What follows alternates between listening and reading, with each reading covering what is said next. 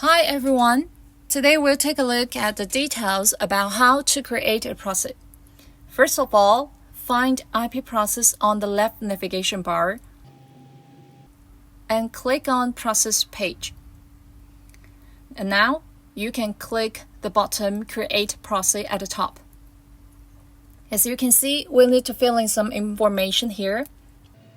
The first one is proxy type, and there are 4 types you can choose. For example, I'll choose this one. Next, you need to type in your proxy host and proxy port. For example, I'll type in my proxy host and proxy port here. Next, you need to type in your proxy account and password. Remark is actually optional. You can put down some notes here for management. After filling all the information, you can click Checking Proxy to see if your proxy connection is successful. If not, check the information to see if there's any mistake. Once you have finished all the checking, you can click Confirm to finish.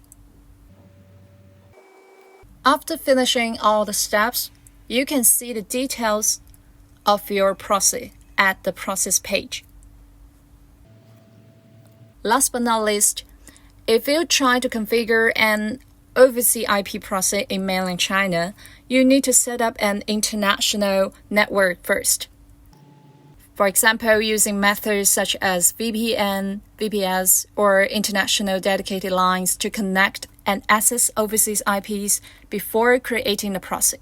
Okay, I hope this video can help you, but if you still have any questions, contact us. Thanks for watching.